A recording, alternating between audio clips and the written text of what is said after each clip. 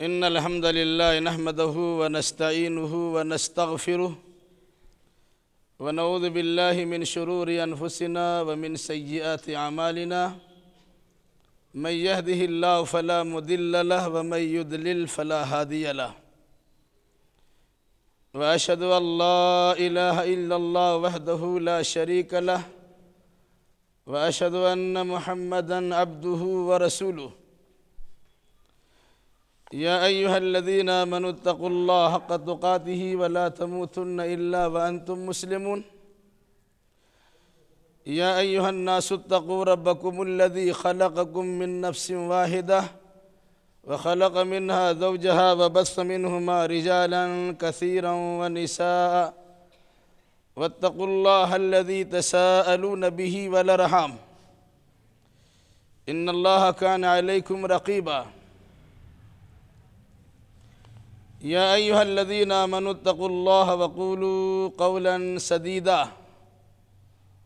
يصلح لكم أعمالكم ويغفر لكم ذنوبكم ومن يطع الله ورسوله فقد فاز فوزا عظيما أما بعد فإن خير الحديث كتاب الله وخير الهدي هدي محمد صلى الله عليه وسلم وشر الأمور محدثاتها وكل محدثة بدعة وكل بدعة ضلالة وكل ضلالة في النار۔ بزرگوں، نوجوان ساتھیوں، ابھی جو خطبہ آپ کے سامنے پڑھا گیا ہے، حدیثوں میں اس خطبے کا نام ہے خطبۃ الحاجہ، یعنی ضرورت کے وقت پڑھا جانے والا خطبہ۔ اللہ کے نبی صلی اللہ علیہ وسلم کا طریقہ تھا، جب بھی کسی وعد و نصیحت کی مجلس میں تشریف فرما ہوتے تھے تو سب سے پہلے یہ خطبہ پڑھتے تھے، پھر اس کے بعد حالات کے مناسبت سے آپ کا بیان ہوتا تھا۔ اسی طریقے سے عیدین کے موقع پر بھی آپ کا طریقہ تھا کہ پہلے آپ یہ خطبہ پڑھتے تھے اور پھر اس کے بعد عیدین کے احکام و مسائل بیان کیا کرتے تھے۔ اسی طریقے سے آپ کا دستور تھا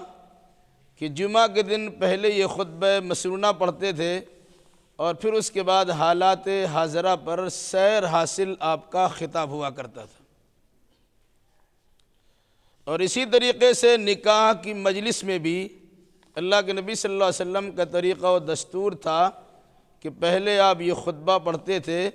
اور پھر اس کے بعد ایجاب و قبول کی باری آتی تھی۔ یہی وجہ ہے کہ آج بھی پوری دنیا میں جہاں کہیں نکاح کی تقریب منعقد ہوتی ہے، قاضی صاحب کی زبانی کہیں کھڑا ہو کر، کہیں بیٹھ کر، کہیں آہستہ سے اور کہیں زور سے یہ خطبہ ضرور پڑھا اور سنا جاتا ہے۔ آخر اس خطبہ میں کیا کہا گیا ہے، بالکل ہی اختصار کے ساتھ اس کا مفہوم آپ کے سامنے رکھا جاتا ہے تاکہ یہ سمجھنے میں آسانی ہو کہ دین کی بنیادی باتوں سے اللہ کے نبی صلی اللہ علیہ وسلم نے کسی بھی مجلس کو محروم نہیں رکھا تھا۔ یقیناً اگر کوئی انسان اس خطبہ کو اپنی زندگی کا دستور و منشور متعین کر لے تو ایسے انسان کی زندگی کی کامیابی کی ضمانت دی جا سکتی ہے۔ اس خطبہ میں سب سے پہلے اللہ کی تعریف کی گئی ہے، ساتھ ساتھ اللہ کا شکر ادا کیا گیا،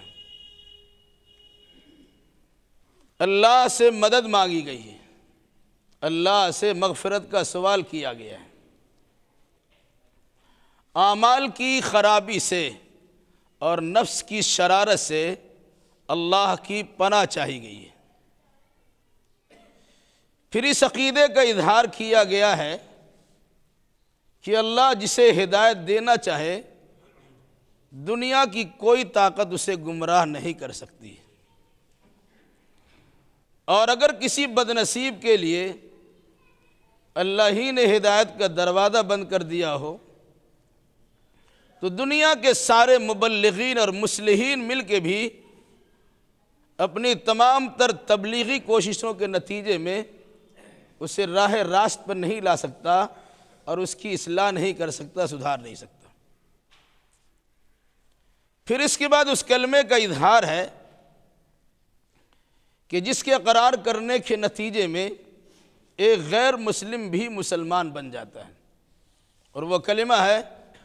اشہد اللہ الہ الا اللہ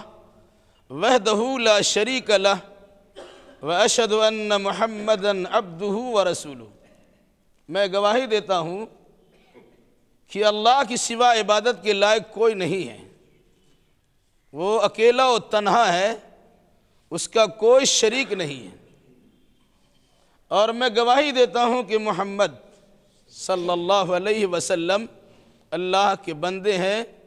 اور اللہ کے رسول ہیں۔ اس کے بعد قرآن مقدس کی مختلف 3 جگہوں سے 4 آیات کریمہ کی تلاوت ہوتی ہے۔ عام طور سے لوگ پہلے سورہ نساء کی آیت پڑھتے ہیں اور بعد میں سورہ آل عمران کی آیت پڑھتے ہیں، جبکہ قرآن کی ترتیب میں پہلے سورہ آل عمران ہے،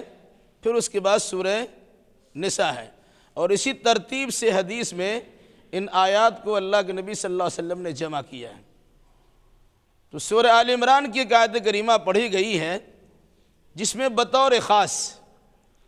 ایمان کے دعوے داروں کو اللہ سے اتنا ڈرنے کا حکم دیا گیا ہے جتنا اللہ سے ڈرنے کا حق ہے، اور کوئی انسان اللہ سے ڈرنے کا حق اس وقت تک ادا نہیں کر سکتا ہے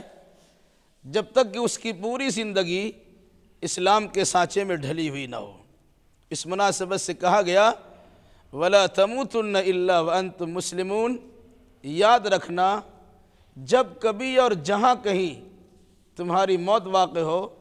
تو مسلمان ہونے کی حالت میں موت واقع ہو۔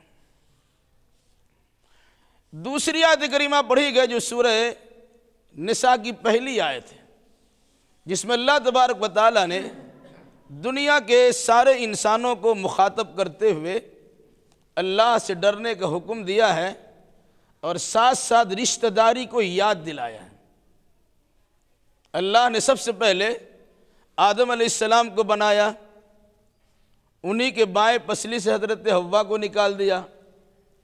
پھر ان دونوں کے میل ملاپ کا سلسلہ جاری کیا، اور نتیجے کے طور پر عورت و مرد پر مشتمل بے انتہا آبادی کو دنیا میں پھیلا دیا۔ کہا اللہ سے ڈرتے رہنا اور رشتہ داری کا خاص خیال کرنا، اگر اس سلسلے میں کسی قسم کی کوتاہی کرو گے تو جان لو کہ اللہ تمہاری ساری حرکتوں پہ کڑی نگاہ رکھے ہوئے ہیں۔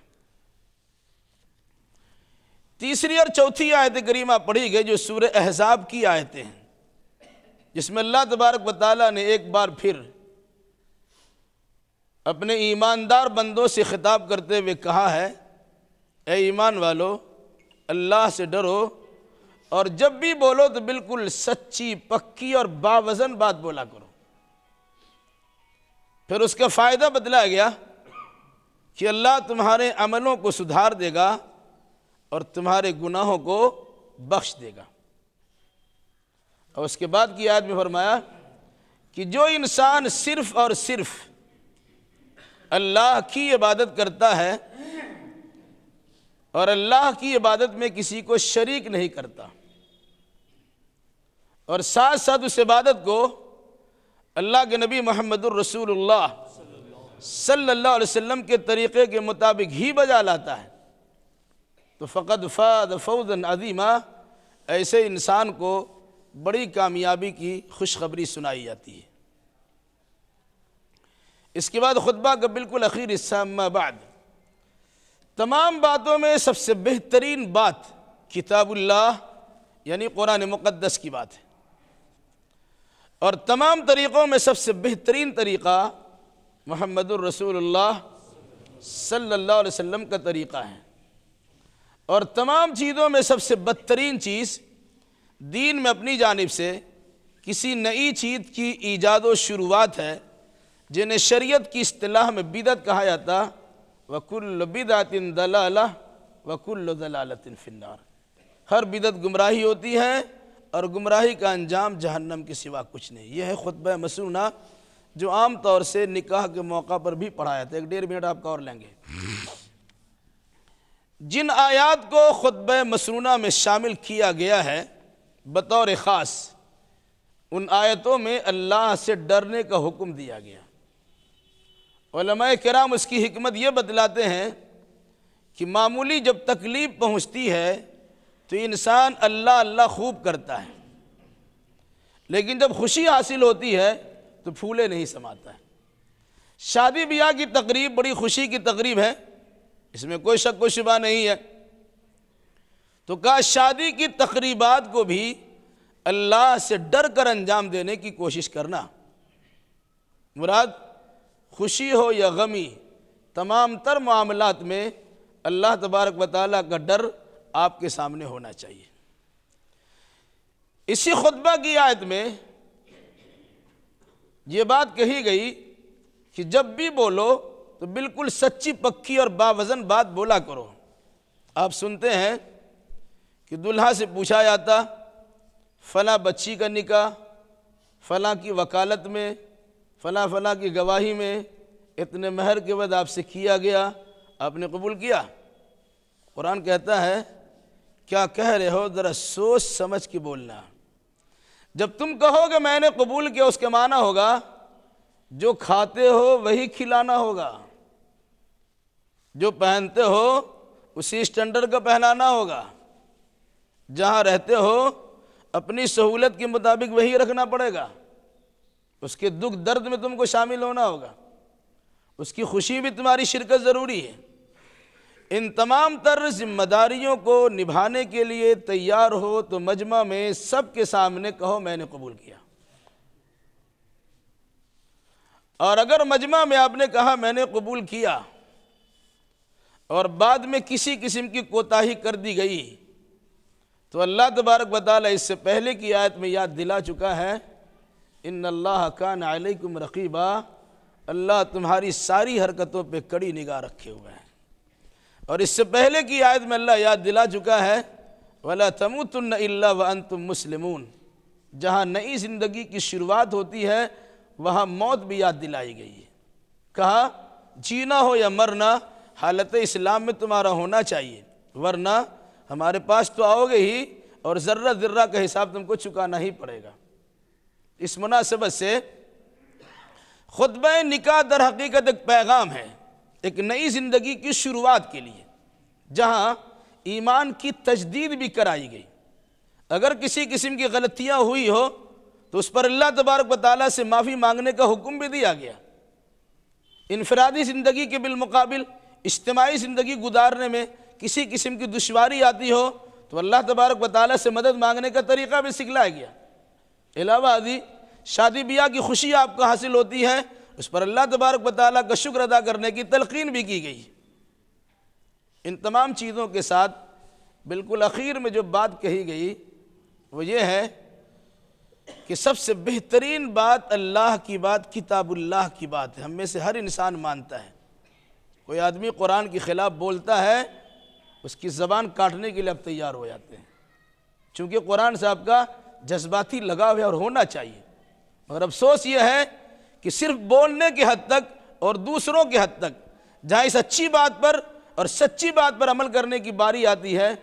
تو ہم دائیں بائیں جھانکتے ہیں اور طاقنیسیہ میں قرآن مقدس کو رکھ دیتے ہیں۔ ہم میں سے ہر انسان کہتا ہے اور بالکل صحیح ہے کہ اللہ کے نبی صلی اللہ علیہ وسلم کا طریقہ سب سے بہترین طریقہ ہے، اس میں کوئی شک و شبہ نہیں ہے، لیکن عملی زندگی میں چیز دکھائی نہیں دیتی۔ وہ طریقہ اللہ کے نبی کا بہتر ہے، لیکن ہم وہی کریں گے جو ہمارے خاندان میں رسم و رواج اور ریت موجود ہے۔ اسی طریقے سے اخیر کی جو بات ہے، ہر انسان اس حقیقت کو مانتا ہے اللہ کے نبی صلی اللہ علیہ وسلم کے فرمان کی روشنی میں کہ دین میں نئی چیز کی ایجاد کرنا بدعت ہے اور زبردست گناہ ہے، جس سے آپ کے اعمال اکارت و برباد بھی جا سکتے ہیں۔ مگر شادی بیاہ کے تعلق سے بھی نت نئے خرافات، بے شمار رسم و رواج کی پابندیاں، کتاب و سنت کی دھجیاں اڑ جا پرواہ نہیں ہے، لیکن خاندانی رسم و رواج میں کسی قسم کی کمی واقع نہیں ہونی چاہیے۔ یہ در حقیقت اللہ کے نبی صلی اللہ علیہ وسلم کی طرف سے یہ پیغام دیا گیا کہ اسی موقع سدھرنے کا ہو، کم سے کم سدھر جائیے۔ انہی رسم و رواج میں سے اور انہی بدعت و خرافات میں سے ایک چیز کی طرف اشارہ کر کے بات ختم ہوتی ہے۔ دیکھا جاتا نکاح کی جب قبولیت کرا دی جاتی ہے تو دلہا سے کہتے کہیے کھڑا ہو کے السلام علیکم۔ بھئی آنے والا سلام کرتا ہے یا جانے والا سلام کرتا ہے؟ بیچ سے اٹھ کے سلام کرنا کچھ معنی نہیں رکھتا، اس لیے سلام تو نہیں کریں گے۔ ہاں، ان کی وجہ سے یہ مجلس رچائی گئی، سجائی گئی ہے، تو ہماری آپ کی ذمہ داری ہوگی ہم ان کے قریب پہنچیں گے، انہیں مبارکبادی کلمات سنائیں گے۔ ہم تو دوست احباب کی مجلسوں میں، رشتہ دار کی مجلسوں، نکاح کی مجلسوں میں شرکت کرتے ہیں، لیکن ابھی تک پوری زندگی گزر گئی ایک چھوٹی سی دعا یاد نہیں کر پاتے۔ مبارک ہو کا نمونہ پیش کرتے ہیں، دوستی کا حق ادا کرتے ہیں، برا نہ مانیے گا۔ ایک چھوٹی سی دعا اللہ کے نبی صلی اللہ علیہ وسلم نے سکھلائی ہے تاکہ دلہا دلہن کی زندگی مستقل کامیابی کی زندگی گزرے اور خیر اور دین کے معاملات میں دونوں کا دل جڑے ہوئے رہے۔ ایسی دعا، کیا دعا ہے؟ اللہ کے نبی صلی اللہ علیہ وسلم نے دلہا دلہن دونوں کو یہ دعا عطا فرمایا ہے، بارک اللہ لک وبارک علیک وجمع بینکما فی خیر۔ اللہ برکت دے، برکت کی مسلادھار بارش برسائے